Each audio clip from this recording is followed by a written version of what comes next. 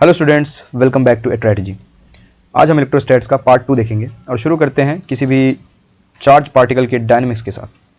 तो सबसे पहले हम लेते हैं दो प्लेट्स, एक पॉजिटिव एक नेगेटिवली चार्ज। तो इसके बीच की जो इलेक्ट्रिक फील्ड लाइंस होंगी वो लिखी जाएंगी कुछ इस प्रकार, -E ऑफ जे कैप। और हम ले लेते हैं एक पॉजिटिव टेस्ट चार्ज जिसके ऊपर +Q का चार्ज है और उसका मास m है। तो सबसे पहले ये चार्ज एक फोर्स को फेस करेगा जो कि बराबर होगा Q इंटू ई के।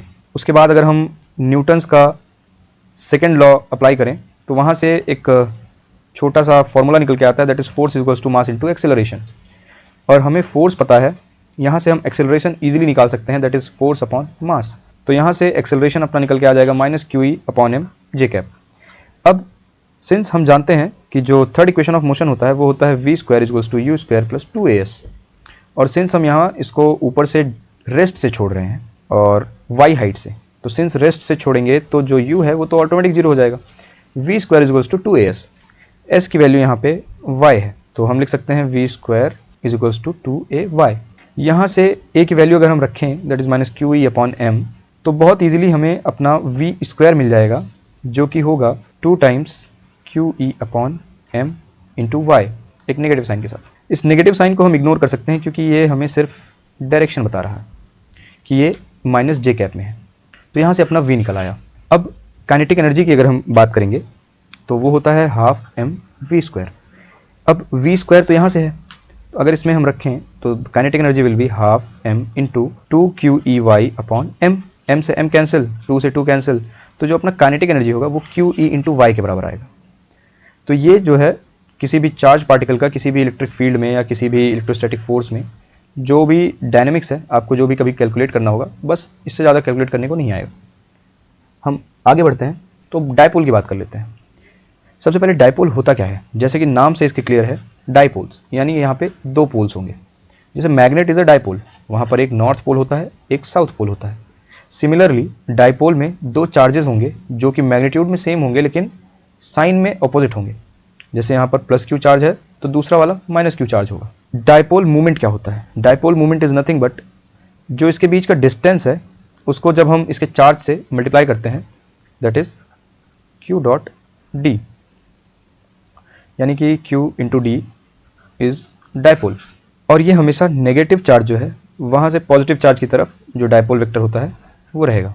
अगर हम बात करें किसी डायपोल को एक इलेक्ट्रिक फील्ड में रखने की, तो आप इस फिगर में देख रहे होंगे कि एक इलेक्ट्रिक फील्ड है जो कि ई मैग्नीट्यूड का है और उसमें हमने एक डायपोल को किसी एंगल थीटा पे रखा है। तो हम जानते हैं कि अगर कोई पॉजिटिव चार्ज है उसको इलेक्ट्रिक फील्ड में रखा है तो इलेक्ट्रिक फील्ड उसको अपने साथ ले जाना चाहती है, क्योंकि अगर इलेक्ट्रिक फील्ड इस डायरेक्शन में है तो 100% यहाँ पर एक कुछ पॉजिटिव चार्ज रहा होगा और इस तरफ नेगेटिव चार्ज रहा होगा, राइट। तो ये पॉजिटिव रिपेल करेगा या फिर ये नेगेटिव इस पॉजिटिव को अट्रैक्ट करेगा। तो इस पॉजिटिव जो चार्ज है उस पर जो फोर्स लगेगा वो इस डायरेक्शन में लगेगा। सिमिलरली जो नेगेटिव चार्ज है उस पर फोर्स अपोजिट डायरेक्शन में लगेगा। सिंस दोनों चार्जेस का मैग्नीट्यूड सेम है तो जो फोर्स होगा दोनों तरफ वो सेम मैग्नीट्यूड का लगेगा, बस डायरेक्शन में डिफर करेगा। तो इस डायपोल पे अगर हम किसी इलेक्ट्रिक फील्ड की वजह से टोटल फोर्स निकालना चाहेंगे तो वो सेम मैग्नीट्यूड का होकर अपोजिट साइन का होता है। इसीलिए जो एफ नेट आएगा वो दोनों का वेक्टर सम आएगा और वो वेक्टर सम क्या हो जाएगा, 0, क्योंकि सेम मैग्नीट्यूड है और साइन अपोजिट है। लेकिन जीरो क्या नहीं होता है? जीरो नहीं होता है इसका टॉर्क। टॉर्क हमने पढ़ा होगा अगर आपने, तो टॉर्क क्या होता है? टॉर्क होता है R क्रॉस F। लेकिन डायपोल के केस में जो टॉर्क लिखते हैं हम वो कैसे लिखते हैं? Tau is equals to P cross E। यहाँ पे P क्या है? P is a dipole movement vector and E is the electric field. तो इस केस में अपना जो P है वो नेगेटिव से पॉजिटिव की तरफ है और इलेक्ट्रिक फील्ड इस तरफ है। तो अपना जो टॉर्क आएगा वो आ जाएगा PE साइन ऑफ थीटा। और इसका जो साइन होगा वो हम राइट हैंड थंब रूल से निकाल लेंगे। अपना जो हाथ है, अपनी जो उंगली है, उसको हम पहले P के डायरेक्शन में रखेंगे और उसको E के डायरेक्शन में अपनी उंगलियों को मोड़ेंगे, यानी कि पहले P के डायरेक्शन में अपनी उंगलियां रखें और उसको कर्ल करें E के डायरेक्शन पे होते हुए। तो जो अपना थंब है वो आपको टाउ का डायरेक्शन देगा, यानी वो आपको बताएगा कि टॉर्क किस दिशा में लगेगा। Moving on to the next. अब अभी तक हमने देखा क्या था कि जो डायपोल है उसको हमने एक एंगल पे रखा था ई पे, लेकिन इस डायपोल को रखने के और भी तरीके हैं, जैसे ये दो तरीके। सबसे पहले हम एक चीज़ जानते हैं कि पोटेंशियल एनर्जी होती है किसी डायपोल की, वो लिखी जाती है -P.E के। अगर हमने डायपोल को 0 डिग्री एंगल पे रखा है इलेक्ट्रिक फील्ड से, तो P.E is equals to nothing but PE cos theta, right. और अगर PE cos थीटा में थीटा 0 है, तो हम जानते हैं कि अपना जो पोटेंशियल एनर्जी आता है cos थीटा 1 होता है, इसीलिए जो U आएगा वो आ जाएगा -PE। लेकिन अगर ये एंगल 180 हो, मतलब कि जो पॉजिटिव साइन है, पॉजिटिव चार्ज है, उसको राइट साइड रखा गया है और जो नेगेटिव साइन है उसको जस्ट फ्लिप कर दिया गया है, तो उस केस में जो एंगल है P और E के बीच में वो हो जाएगा 180, राइट। क्योंकि जो P का वेक्टर है वो माइनस से प्लस की तरफ रहता है, तो इस केस में जो P का वेक्टर है वो ऐसे है, लेकिन अब इस केस में ये फ्लिप हो गया है, तो P और E के बीच का एंगल 180 हो गया। और जब थीटा 180 हो जाता है तो जो cos थीटा है वो -1 होता है, तो उस केस में जो U आएगा वो आ जाएगा +PE, क्योंकि एक माइनस यहाँ पे ऑलरेडी है और थीटा 180 डिग्री जब cos 180 लेते हैं तो वो -1 ऑलरेडी आता है, तो माइनस माइनस प्लस हो जाता है। और हमने एक कॉन्सेप्ट पढ़ा था कि जब भी अपना पोटेंशियल एनर्जी मिनिमम होगा तो वो स्टेबल पोजीशन होगी, और जब पोटेंशियल एनर्जी बढ़ता रहेगा तो अनस्टेबिलिटी बढ़ती है। इसको आप एक एग्जांपल से देख सकते हैं कि अगर एक हिल है, यानी कि एक हिल है ऐसे, राइट, तो इस जगह पर पोटेंशियल एनर्जी मैक्सिमम होगी, है ना, क्योंकि पोटेंशियल एनर्जी हाइट से हम देखते हैं तो ये मैक्सिमम हाइट है। तो जब मैक्सिमम पोटेंशियल एनर्जी होती है और आपने इसको हल्का सा यहाँ से पुश किया तो ये तुरंत गिर जाएगा, है ना, तो यहाँ पे अनस्टेबिलिटी बहुत ज़्यादा है। लेकिन जब बॉल यहाँ पर है, यानी कि मिनिमम पोटेंशियल एनर्जी पर है, आपने इसको थोड़ा सा ज़्यादा भी अगर फोर्स दे देंगे तो ये वापस यहाँ जाएगा और वापस इसी जगह पे आने की कोशिश करेगा। इसका मतलब क्या है? इसका मतलब क्या है? ये अपनी जगह पे स्टेबल है, और कोई चीज़ स्टेबल रहता है तो वो स्टेबल में ही रहने की कोशिश करता है। सेम वे यहाँ पर स्टेबिलिटी, सिंस U मिनिमम है, पोटेंशियल एनर्जी मिनिमम है, तो ये इसका स्टेबल स्टेट हो जाएगा। और यहाँ पर जो U है वो 180 डिग्री है और U जो है वो मैक्स है, तो ये अनस्टेबल इक्विलिब्रियम हो जाएगा, right. Now moving on to the next. अब हम क्या करेंगे, अभी तक हमने क्या किया, पॉइंट चार्जेस की वजह से इलेक्ट्रिक फील्ड कैलकुलेट की थी, लेकिन अब हमें करना है किसी भी कॉन्टिन्यूस चार्ज सिस्टम की वजह से इलेक्ट्रिक फील्ड कैलकुलेट करना। तो उसके लिए हम कुछ चीज़ें जान लेते हैं, जैसे जब भी कोई भी कॉन्टिन्यूस लाइन चार्ज होगा तो हम वहाँ पर एक लैम्डा डिफाइन करेंगे। लैम्डा क्या होता है? Lambda is nothing but charge per unit length. Suppose करिए ये L लेंथ की रॉड है और इसको हमने Q चार्ज दे रखा है, तो जो लैम्डा होगा वो होगा charge per unit length, right. जब भी 2D सरफेस की बात करेंगे तो यहाँ पर हम एरिया जानेंगे, है ना, और उसको सिग्मा से डिनोट करेंगे। सिग्मा क्या हो जाएगा यहाँ पर, इसको मान लीजिए हमने Q चार्ज दे रखा है, तो सिग्मा हो जाएगा charge per unit area. Similarly अगर 3D कोई भी ऑब्जेक्ट है तो वहाँ पे ऑब्वियसली हम वॉल्यूम की बात करेंगे और उसको रो से डिनोट करेंगे। रो से किसको डिनोट करेंगे? Rho is equals to charge per unit volume. Since यहाँ पर नीचे एरिया है तो coulomb metre square, coulomb metre cube और कूलॉम मीटर, ये तो यूनिट तो ईजी है। जो डिफरेंशियल सेटअप है, देखिए बेसिकली हम जब भी इसको अप्रोच करेंगे क्वेश्चन को, तो हम क्या करेंगे, अगर ये कॉन्टिन्यूस चार्ज है तो हमने कॉन्टिन्यूस चार्ज से निकालना इलेक्ट्रिक फील्ड कभी नहीं सीखा है, लेकिन हमने क्या किया है, पॉइंट चार्ज से निकालना सीखा है। पॉइंट चार्ज क्या है? बहुत छोटा सा कोई एलिमेंट मान लेते हैं, तो इस रॉड को हम ना ढेर सारे छोटे छोटे पॉइंट्स में डिवाइड कर देंगे और फिर किसी एक पॉइंट से निकाल लेंगे इलेक्ट्रिक फील्ड और फिर उसी को इंटीग्रेट कर देंगे 0 से L तक, राइट। तो इस केस में हम इस जो छोटे से एलिमेंट है इस पर कितना चार्ज है वो कैसे निकालेंगे, तो जो dq निकलेगा वो लैम्डा टाइम्स dl, और dl क्या है, इस जो छोटे से एलिमेंट है उसकी लेंथ हो जाएगी।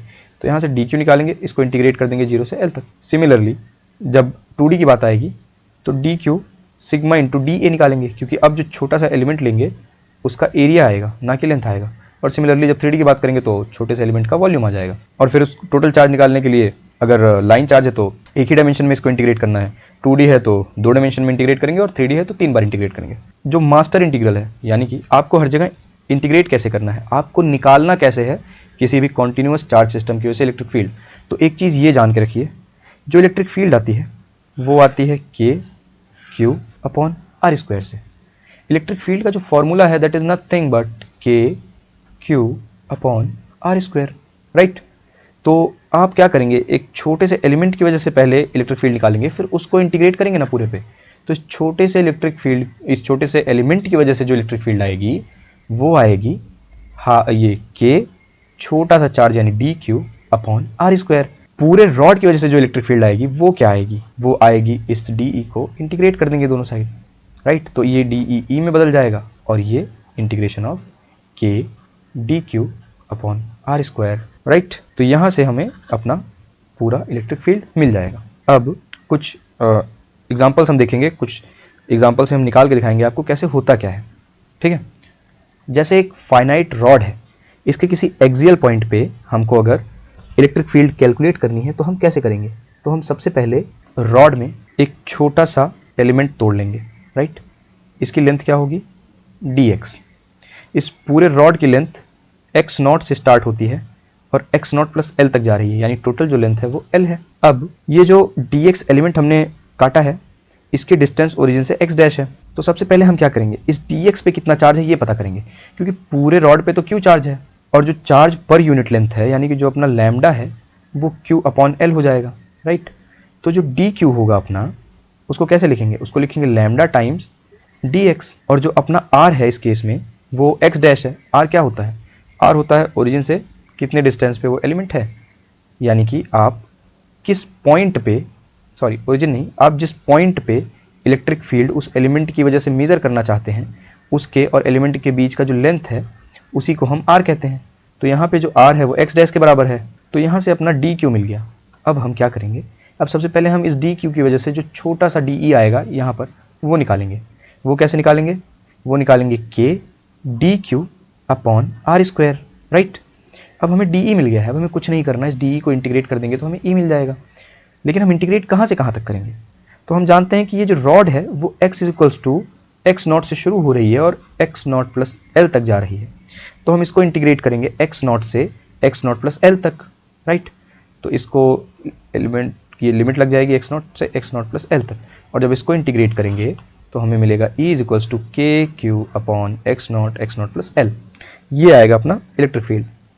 नाउ अगर हमें यही इलेक्ट्रिक फील्ड इसके परपेंडिकुलर एक्सिस पे निकालना है तो क्या करेंगे, इस केस में दो चीज़ें होंगी। इसके पहले क्या था, इसके पहले हम सिर्फ इसके एक्स एक्सिस पे निकाल रहे थे, वाई एक्सिस से तो मतलब ही नहीं था, राइट।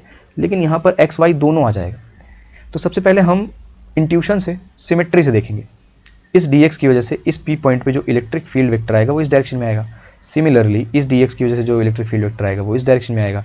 फिर यहाँ कहीं का जो एलिमेंट होगा और यहाँ कहीं का जो एलिमेंट होगा वो जो अपना इलेक्ट्रिक फील्ड वेक्टर देगा वो कुछ इस डायरेक्शन में और कुछ इस डायरेक्शन में देगा।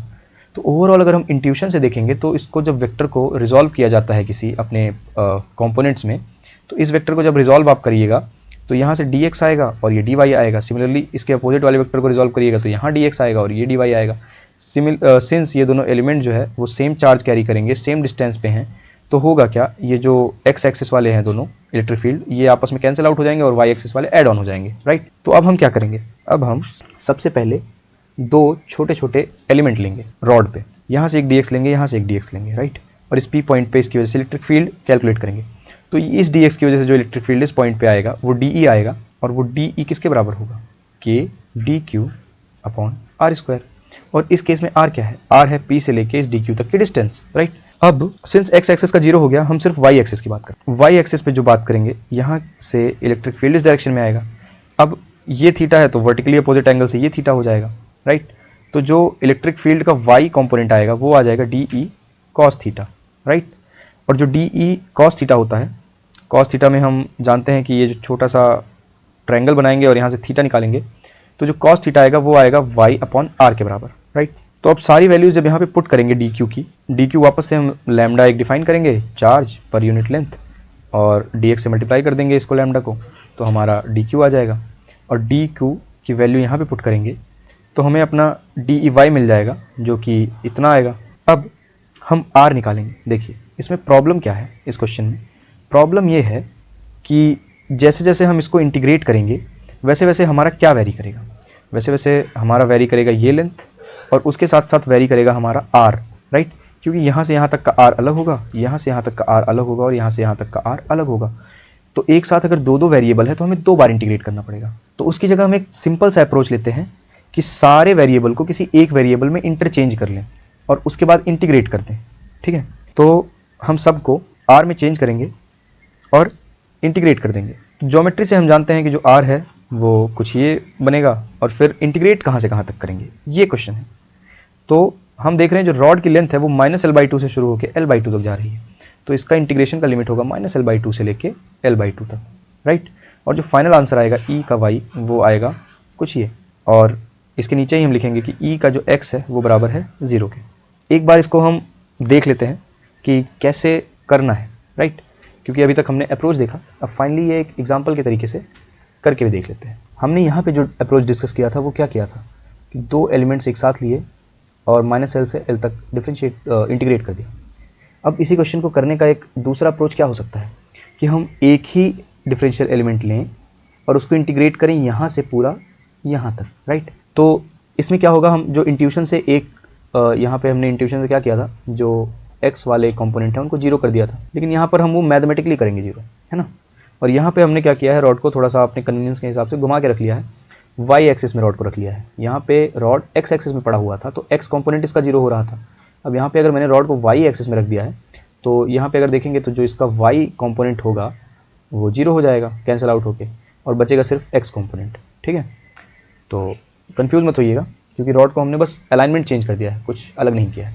तो अब क्या करेंगे, सबसे पहले रॉड को ओरिजिन से अगर हम रखें तो एक y डिस्टेंस पे एक छोटा सा एलिमेंट लें dy। हम जानते हैं इस रॉड का जो लैम्डा है that is charge per unit length that is q/2a। अब ये 2a क्या है, क्योंकि हमने ओरिजिन से ये डिस्टेंस को a माना है और ओरिजिन से ये डिस्टेंस भी a माना है, तो जो रॉड की लेंथ है, लेंथ ऑफ रॉड, वो खुद ही 2a है ना। इसके पहले क्वेश्चन में हम लेंथ ऑफ रॉड क्या माने थे, l माने थे, तो ये -l/2 था, ये ओरिजिन था और ये l/2 था। लेकिन इस केस में क्या है, इस केस में ये a है, ये ओरिजिन है, ये a है, तो ओवरऑल लेंथ 2a है। तो जो चार्ज पर यूनिट लेंथ हुआ वो q/2a हो गया, है ना। अगर क्वेश्चन में वो कह दे कि रॉड की लेंथ ही आपकी 6a है तो लैम्डा हो जाएगा q/6a, है ना, नथिंग विल चेंज, बस यहाँ पे 3a हो जाएगा, यहाँ पे 3a हो जाएगा, राइट। लेकिन इस केस में 2a बोला है तो हम लैम्डा इज टू q/2a लिख लेंगे, है ना, बस इतना ही है, देने को कुछ भी दे सकता है। अब हमने लैम्डा लिख लिया है, अब ये जो डिफरेंशियल एलिमेंट हमने लिया है इस पर कितना चार्ज होगा, वो चार्ज होगा dq, और वो कैसे मेजर करेंगे, लैम्डा टाइम्स dy क्या है, इसकी लेंथ है डिफरेंशियल एलिमेंट की, तो वो आएगा q/2a इंटू dy, राइट। अब इस dy की वजह से एक इलेक्ट्रिक फील्ड बन रही है जो कि है dE। अब ये जो dE है वो होता है k dq/r², राइट। k की वैल्यू उन्होंने रख दी है 1/4πε0, dq की वैल्यू यहाँ से रख दी है उन्होंने कि q/2a into dq, that is this part q/2a into dy, right. और ये जो डिस्टेंस है r, ये डिस्टेंस r कितना हो जाएगा, ये डिस्टेंस r हो जाएगा इसका स्क्वायर प्लस इसका स्क्वायर, यानी कि 2 into X square plus Y square के बराबर आएगा, है ना, क्योंकि ये डिस्टेंस x है और ये डिस्टेंस y है, राइट। फिर dEx अगर हम निकालें, यानी कि जो x डायरेक्शन में है, तो क्या हो जाएगा, वो हो जाएगा dE का cos थीटा, राइट। और cos थीटा हमने पहले ही देखा है कैसे निकालेंगे, ये अगर थीटा एंगल है तो ये एंगल क्या होगा, ये एंगल भी थीटा होगा, राइट। ये y है, ये आपका r है, तो जो cos थीटा होता है वो होता है बेस अपॉन हाइपोटेन्यूज। तो इस केस में ये आपका परपेंडिकुलर हुआ, ये आपका बेस हुआ, ये आपका हाइपोटेन्यूज हुआ, तो बेस x हाइपोटेन्यूज r, तो जो cos थीटा है that is x upon r, और राइट सिमिलरली जो r है वो क्या है, √(x² + y², तो वो यहाँ पे रख दिया, ठीक है, सॉरी यहाँ पर।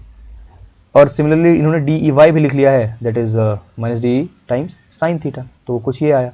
अब क्या करेंगे, Ex के लिए dEx को इंटीग्रेट कर देंगे। इंटीग्रेशन की लिमिट कहाँ से कहाँ लगेगी, सिंस ये 0 है, ये +a है, ये -a है, तो टोटल रॉड की लेंथ 2a हो गई, तो जो इंटीग्रेशन की लिमिट लगेगी वो -a से a तक की लगेगी। तो यहाँ पे जो इंटीग्रेशन की लिमिट है वो -a से a तक की लगाए हैं, और ये जो पूरा चीज़ है इसको एज इट इज़ उठा के यहाँ पे रख के इंटीग्रेट कर लिए हैं। फिर ये आसान सा इंटीग्रेशन है, जो भी कांस्टेंट है उसको इंटीग्रेशन के लिमिट से बाहर रख लेंगे, दैट इज़ हम जानते हैं कि अपना इस इंटीग्रेशन में q कांस्टेंट है, x कांस्टेंट है, 2a कांस्टेंट है, तो इसको बाहर रख लेंगे। वेरिएबल इसमें क्या है, जो वेरी करेगा वो y वेरी करेगा, है ना, हमेशा y वेरी करता रहेगा। तो ये जो टर्म है इसको यहाँ रखेंगे और फिर इंटीग्रेट करेंगे तो अपना ये आएगा। फिर क्या किया इन्होंने, जो लास्ट में बचा उसमें y की जगह पे पहले a रखेंगे फिर माइनस रखेंगे, जो नॉर्मल इंटीग्रेशन जो आपने पढ़ा है वही अप्लाई किया और अपना Ex आ गया। और Ey को जब आप इंटीग्रेट करेंगे -a से a तक तो आप देखेंगे कि आंसर 0 आ जाता है मैथमेटिकली। तो जो इलेक्ट्रिक फील्ड है वो सिर्फ x एक्सिस में रहेगा और वो इसके बराबर आएगा। नाउ हम ऊपर के जो ये अपना Ex आया है इससे क्या समझ सकते हैं।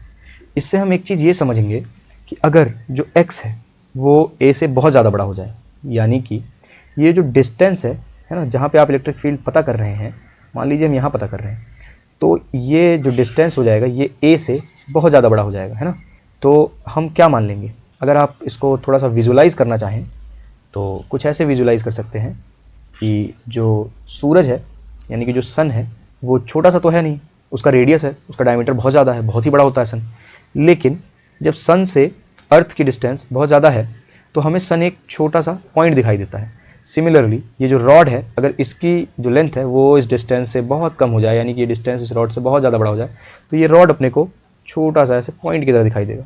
तो जो इलेक्ट्रिक फील्ड होगी वो वही होगी जो पॉइंट चार्ज की वजह से होती है, यानी कि ये, राइट। और ये आती कैसे, ये आएगी ऐसे कि जब x जो है वो very very very very greater than a हो जाएगा, तो a हम लिमिट करेंगे जीरो की तरफ, है ना। हमारे लिए a फिर जीरो को अप्रोच करेगा, तो जैसे ही a जीरो को अप्रोच करेगा √x², उसको बाहर निकाल देंगे x, है ना, तो ये बन जाएगा।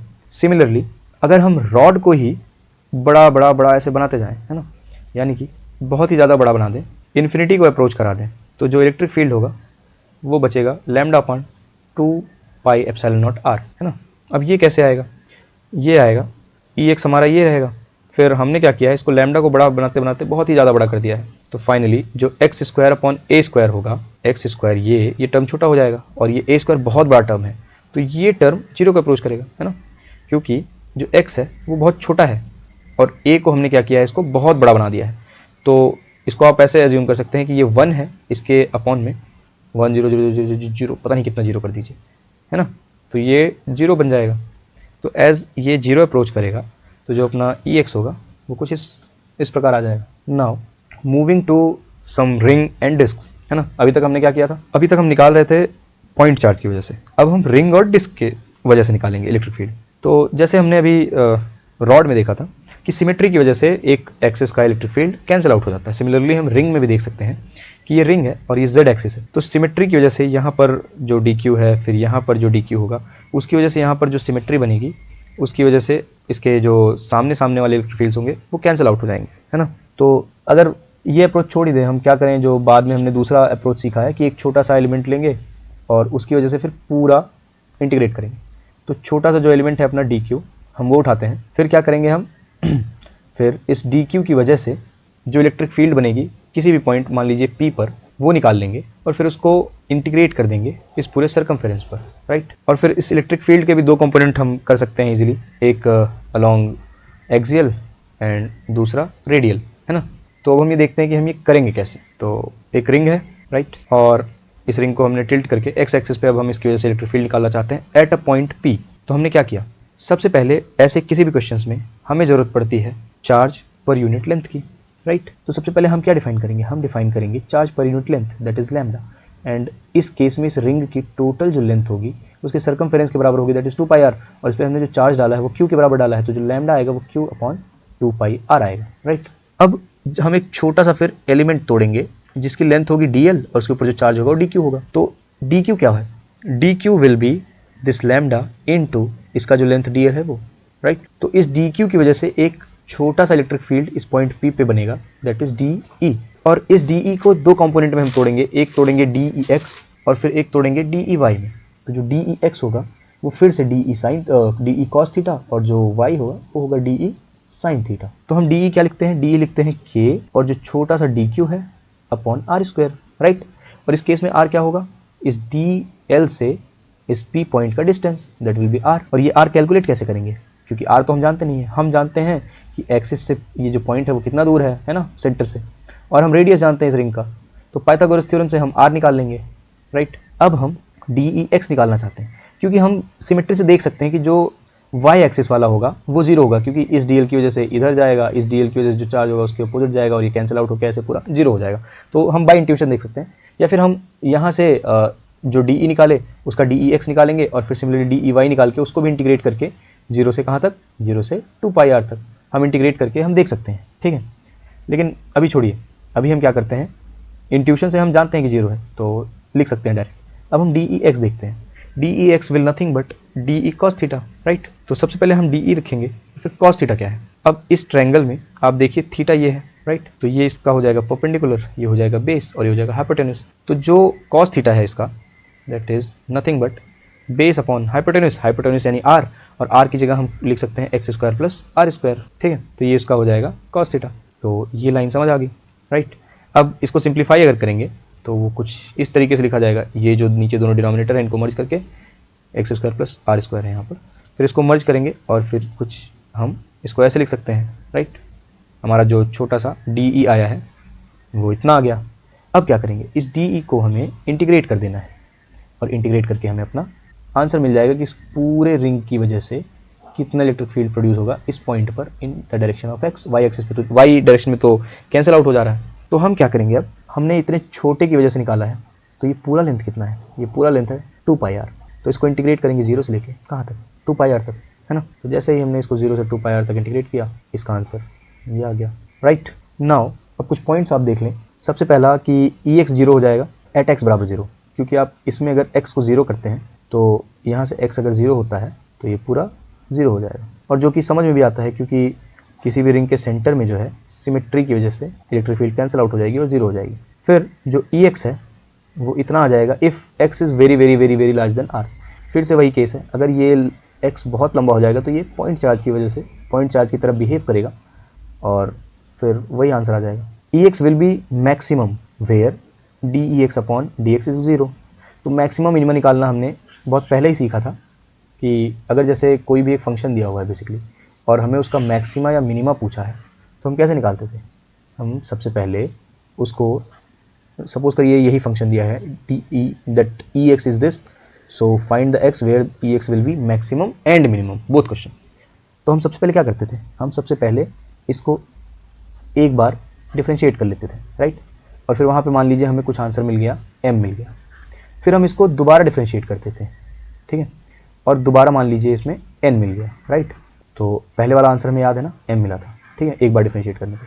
तो जब n मिला, अगर n लेस देन 0 है यानी कि नेगेटिव साइन का है तो यहाँ पे हमें मैक्सिमम मिलता था, और अगर n ग्रेटर देन 0 है तो मिनिमम मिलता था, राइट। तो अगर सेकेंड डिफरेंशियल जो है वो लेस देन 0 आया है तो ये जो m था यही इसका मैक्सिमम वाला पॉइंट था, और अगर ये था तो ये m जो है वो मिनिमम का पॉइंट था। तो सिमिलरली हमने इसको इंटीग्रेट किया, बराबर 0 रखा, तो यहाँ से अपने को एक x मिल जाएगा दैट इज़ दिस, और यही इसका ई मैक्स होगा एट डिस्टेंस r अपॉन √2। तो इसका ग्राफ अगर हम देखें तो ये ग्राफ कुछ इस प्रकार जाएगा, r अपॉन √2 पे ये मैक्स होगा, फिर वापस से ये नीचे जाना शुरू कर देगा, right. Now moving on to the very important conclusion. वो कंक्लूजन क्या कहता है कि अगर पॉइंट चार्ज है तो जो फील्ड होता है वो 1/r² के प्रोपोर्शनल ड्रॉप होता है। सिमिलरली अगर डायपोल है तो जो अपना इलेक्ट्रिक फील्ड है वो 1/r³ के प्रोपोर्शनल ड्रॉप करता है। सिमिलरली अगर इन्फानाइट लाइन जो है एक लाइन चार्ज है तो इलेक्ट्रिक फील्ड 1/r के प्रोपोर्शनल गिरती है, और अगर इन्फानाइट प्लेन है तो इलेक्ट्रिक फील्ड कभी ड्रॉप नहीं करती, वो कांस्टेंट रहती है σ/2 एप्सिलॉन नॉट पे, right. Now moving on to a very very very important slide, और ये स्लाइड क्या है, अभी तक का जितने भी हमने पढ़ा है उसका निचोड़ है ना। ये स्लाइड आप स्क्रीनशॉट लेके अपने पास रख लीजिएगा और हम इसको टेलीग्राम पे शेयर कर देंगे पीपीटी को, वहाँ से भी आप इस स्लाइड को उठा सकते हैं, इसको प्रिंट करा के अपने रूम में चिपका लीजिएगा, ठीक है। ये स्लाइड क्या बताती है कि अगर इन्फिनाइट लाइन चार्ज है तो स्टेप 1 में आपको डी क्यू निकालना है ना। और डी क्यू कैसे निकालते हैं, पहले लैम्डा डिफाइन करेंगे, lambda is charge per unit length, फिर उसको उस जो इन्फिनाइटली स्मॉल आपने एलिमेंट लिया है उसकी जो लेंथ है दैट इज़ डी एक्स, उससे मल्टीप्लाई कर देंगे, that is lambda into D x will your D Q, right. तो यहाँ से आपने क्या किया, पहले डी क्यू को एक्सप्रेस किया, फिर क्या किया, डी ई स्केलर लिखा। What is D E scalar, आपने इसको एलिमेंट में तोड़ा, राइट, एक्स में या वाई में, और उसके बाद उसको लिखा आपने K D Q upon R square. फिर आपने क्या किया, आपने आर जो है उसको निकाला, यहाँ से आपने एक्स वाई ये सब फलाना फलाना जो 10 वेरिएबल्स हैं उनको हटा के सिर्फ एक वेरिएबल में लाए, और फिर अपने आप फिर क्या किया, फिर आपने एक कंपोनेंट तो ऑब्वियसली इसका कैंसिल हो जाएगा, है ना। अगर ऐसे रॉड रखा हुआ है और आपने इस पॉइंट पे निकालना है इलेक्ट्रिक फील्ड तो एक्स कंपोनेंट तो कैंसिल हो जाएगा, बचेगा सिर्फ वाई, है ना। तो आप उसको इंटीग्रेट कर देंगे। इन्फिनाइट लाइन चार्ज है अगर तो -∞ से इन्फिनिटी इंटीग्रेट करेंगे, अगर फाइनाइट लाइन चार्ज होता तो यही -a से a इंटीग्रेट करते हैं ना, या 0 से a करते हैं, जिस हिसाब से आपने इसको प्लेस किया है उस हिसाब से। अगर रिंग ऑफ चार्ज है तो सेम कहानी है, पहले आप डी क्यू लिखिए, फिर डी क्यू का स्केलर लिखिए, फिर वही आर निकालिए, पाइथागोरस थ्योरम यूज़ करके, फिर सिमेट्री से उसका एक साइड का कैंसिल हो जाएगा इलेक्ट्रिक फील्ड, और फिर इंटीग्रेट कर दीजिए 0 से कहाँ तक, 0 से 2 पाई तक, है ना। अगर थीटा के टर्म में आप लिख रहे हैं तो एंगल जो है वो 0 से 2 पाई चेंज हो रहा है, और अगर आप इस लेंथ के रेफरेंस में कर रहे हैं तो 0 से 2 पाई आर तक आप इसको इंटीग्रेट करेंगे, है ना। तो आप जो जिसके अकॉर्डिंग आप इंटीग्रेट कर रहे हैं उसके हिसाब से लिमिट आपकी सेट हो जाएगी।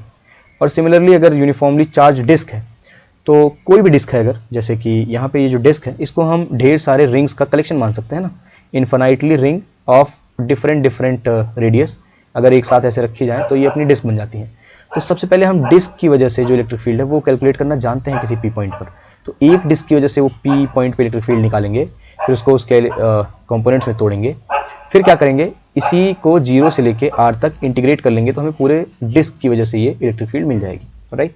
So again very easy. फिर फाइनली एक दो प्रॉब्लम्स हम देख लेते हैं, एक दो एग्जांपल देख लेते हैं। सबसे पहले एक ये एग्जांपल बहुत आपको परेशान कर सकता है। तो किसी भी इलेक्ट्रिक फील्ड में अगर हम किसी भी चार्ज को एक वेलोसिटी v0 से छोड़ेंगे तो ऑब्वियसली ये इलेक्ट्रिक फील्ड इसको नीचे की तरफ भेजना चाहेगा, है ना, क्योंकि यहाँ पे हम मान के चलते हैं कोई पॉजिटिव चार्ज होता है तो वहाँ से इलेक्ट्रिक फील्ड ओरिजिनेट होती है, तो ये प्लेट जो है वो पॉजिटिवली चार्ज है, और ये जो चार्ज आ रहा है ये भी आ रहा है अपना पॉजिटिवली चार्ज। तो ऑब्वियसली ये जो इलेक्ट्रिक फील्ड है ये इसको अपने साथ ले जाना चाहिए, तो ये कुछ इस डायरेक्शन में ड्रैग होगा और ये इसका डिस्प्लेसमेंट y आएगा। अब हम यही डिस्प्लेसमेंट को कैलकुलेट करना चाहते हैं, तो सबसे पहले हम देखेंगे कि ये जो चार्ज है वो कितना देर इस इलेक्ट्रिक फील्ड में रहा है, तो वो इसका लेंथ अपॉन इसकी वेलोसिटी जो है वो आ जाएगी। फिर हम जानते हैं कि s is to U T plus half A T square होता है, तो यहाँ से u 0 है क्योंकि हम इसको इनिशियली छोड़ रहे हैं, तो सिर्फ हाफ ए टी स्क्वायर बचेगा, और वापस से वही a की वैल्यू रख देंगे और t जो अभी हमने निकाला है उसकी वैल्यू रख देंगे, तो बेसिकली अपना डिफ्लेक्शन यहाँ से आ जाएगा। नाउ किसी भी डायपोल के ऑफ एक्सिस पर अगर हम इलेक्ट्रिक फील्ड कैलकुलेट करना चाहेंगे तो कैसे करेंगे, तो आइए देखते हैं। सबसे पहले एक डायपोल है, इस डायपोल की वजह से इसके एक्सियल पॉइंट पर किसी भी कितना इलेक्ट्रिक फील्ड होगा। तो हम क्या करते हैं, हम सबसे पहले इस पॉजिटिव चार्ज की वजह से उस पॉइंट पर इलेक्ट्रिक फील्ड कैलकुलेट करते हैं जो कि ये है, और नेगेटिव पॉइंट की वजह से इलेक्ट्रिक फील्ड को कैलकुलेट करते हैं, और फिर इस पॉइंट पर जो नेट इलेक्ट्रिक फील्ड होगा दोनों की वजह से वो कैलकुलेट कर लेते हैं। तो जो पॉजिटिव चार्ज है उसकी वजह से इलेक्ट्रिक फील्ड ये आएगा, है ना, that is K, right, Q upon R square. और आर कितना है, आर है ये डिस्टेंस अगर पूरा आर है और ये डिस्टेंस ए है, तो इस पॉइंट से इस पॉइंट का जो डिस्टेंस होगा वो आर माइनस ए होगा, तो ये हो गया R square, right. Similarly negative में क्या होगा, ये अपना पूरा डिस्टेंस आर है, तो यहाँ का यहाँ पूरा डिस्टेंस आर प्लस ए हो जाएगा, तो नेगेटिव की वजह से इलेक्ट्रिक फील्ड ये आएगा, है ना। तो जो टोटल इलेक्ट्रिक फील्ड है वो इन दोनों को ऐड करने पे आएगा, तो जो टोटल इलेक्ट्रिक फील्ड है वो आ जाएगा 2pr upon 4πε0 r square minus a square का whole square, where p is equals to 2aq, right. फिर इसको थोड़ा सा और सिंप्लीफाई अगर हम करेंगे तो हमें फाइनली ये आंसर मिलेगा। और अगर डायपोल छोटा है का मतलब जो r है वो बहुत बड़ा है a से, यानी कि ये डायपोल है वो ऐसे है और हम इस पॉइंट पे इलेक्ट्रिक फील्ड निकालना चाहते हैं, तो हम मान सकते हैं कि r जो डिस्टेंस है वो a से बहुत बड़ा है, तो उस केस में ये जो इलेक्ट्रिक फील्ड आती है वो आती है 2p अपॉन 4πε0 r क्यूब, है ना। तो बेसिकली हमको ये और ये दोनों ही याद रखना है, या फिर अगर आप ये याद रख लेंगे E due to dipole at axial point, तो ऑब्वियसली जब r very very very large than a हो जाएगा तो हम कह सकते हैं कि a अपॉन r जो होगा वो टेंड करेगा 0 पे, है ना। तो ईजिली हम ये निकाल सकते हैं। Now moving on to the next slide. अब हम क्या कर रहे हैं कि परपेंडिकुलर बाइसेक्टर पर किसी भी डायपोल की वजह से इलेक्ट्रिक फील्ड कैलकुलेट कर रहे हैं, राइट। तो अभी तक हम क्या किए थे, एक रॉड की वजह से निकाले थे, लेकिन अब किसी भी डायपोल की वजह से निकालेंगे। तो हम क्या करेंगे, इस पॉइंट की वजह से जो इलेक्ट्रिक फील्ड है और इस पॉइंट की वजह से जो इलेक्ट्रिक फील्ड है वो निकालेंगे। तो जो पॉजिटिव वाला है उसकी वजह से इलेक्ट्रिक फील्ड ऊपर की तरफ जाएगी, जो नेगेटिव वाला है उसकी वजह से इलेक्ट्रिक फील्ड इसी की डायरेक्शन में आएगी, राइट। तो फाइनली जो नेट इलेक्ट्रिक फील्ड है वो कुछ ये आएगी, दैट इज ई। तो हम क्या करेंगे, इन दोनों की वजह से निकाल के कॉम्पोनेंट वाइज ऐड कर लेंगे, हमारा आंसर आ जाएगा, राइट। तो सबसे पहले जो पॉजिटिव चार्ज है उसकी वजह से जो इलेक्ट्रिक फील्ड आ रहा है वो कितना आ रहा है, वो आ रहा है आपका वो आपका आ रहा है 1/4πε0 दैट इज के क्यू अपॉन आर स्क्वायर, और ये जो आर है ये है जो प्लस है उससे पॉइंट पी का डिस्टेंस, तो वैल्यू रखने पे आर प्लस का हमें ये मिलेगा। सिमिलरली नेगेटिव की वजह से जो आएगा वो इलेक्ट्रिक फील्ड ही आएगा, दोनों का डायरेक्शन सेम है, डिस्टेंस सेम है, आर माइनस आर प्लस का। फिर हम क्या करेंगे, अब दोनों को ऐड कर देंगे, दोनों की वजह से जो नेट इलेक्ट्रिक फील्ड आएगी बेसिकली हम वो कैलकुलेट करेंगे और उसको उसके कंपोनेंट में तोड़ देंगे, राइट। अब क्या है कि हमें ये कॉस थीटा कैलकुलेट करना है, तो कॉस थीटा की वैल्यू लेके यहाँ पुट कर देंगे तो अपना ई आ जाएगा, राइट। अब हमें डायपोल मूवमेंट निकालना है, दैट इज हम जानते हैं dipole movement Q into D के बराबर होता है, और डी क्या है, इन दोनों के बीच का डिस्टेंस, तो वो डिस्टेंस होता है 2a, और क्यू क्या है, इस चार्ज का मैग्नीट्यूड। तो जो डायपोल मूवमेंट आता है वो आता है दिस, है ना। When R is very very very large than D, तो हम कह सकते हैं कि d/2 का जो टर्म है वो सब छोड़ छाड़ के फिर अपना जो ई आता है वो आता है 1/4πε0 p/r² का 3/2, राइट। तो छोटे टर्म में अगर हम कहें तो अपना आंसर आएगा कुछ इस फॉर्म में, राइट। तो डायपोल की वजह से इलेक्ट्रिक फील्ड ये हो गया एक्सियल भी और परपेंडिकुलर बाइसेक्टर पे। Now this is a small revision slide जहाँ पर हम जानते हैं फंडामेंटल लॉज ऑफ चार्ज कि पॉजिटिव पॉजिटिव को रिपल करेगा, पॉजिटिव नेगेटिव को अट्रैक्ट करेगा। फिर कूलॉम्स लॉ हम देखें, फिर हमने देखा कि जो इलेक्ट्रोस्टैटिक फोर्स होता है that is much much much greater than gravitational force. फिर हमने क्या किया कि किसी भी पॉइंट चार्ज से जो इलेक्ट्रिक फील्ड ओरिजिनेट होती है वो देखा कि वो किस तरफ रहती है, और फिर डायपोल की वजह से इलेक्ट्रिक फील्ड का जो डायग्राम बनता है वो हमने देखा। फिर फाइनली इलेक्ट्रिक डायपोल में हम जानते हैं कि नेट फोर्स 0 होता है लेकिन नेट टॉर्क पी क्रॉस ही रहता है। फिर उसके बाद हमने एक और चीज़ देखा कि जब भी मल्टीपल फोर्सेस लगेंगे तो प्रिंसिपल ऑफ सुपरपोजिशन यूज होगा और वो net vector sum of every single force होगा। And finally charge is quantized and it is conserved, charge cannot be created not be destroyed and the quantum of charge is q is equals to ne, right. So electron के ही एक electron दो electron इसी form में charge transfer होगा, right. So that's it for today. और basically ये electrostatics का दूसरा पार्ट था। अभी बहुत कुछ बचा है इलेक्ट्रोस्टैट्स में, हमें पोटेंशियल एनर्जी ये सब चीज़ें कैलकुलेट करनी है जो कि हम आगे आने वाली क्लासेस में करेंगे। तब तक के लिए आप सब्सक्राइब कर लीजिए और प्लीज़ ये लेक्चर अपने दोस्तों में शेयर कर दीजिए। ये क्रैश कोर्स जो है ये आपके लिए बहुत हेल्पफुल होगा और आपका शेयर करना हमारे लिए बहुत हेल्पफुल होगा। बहुत बहुत धन्यवाद and do subscribe Atrategy. Thank you.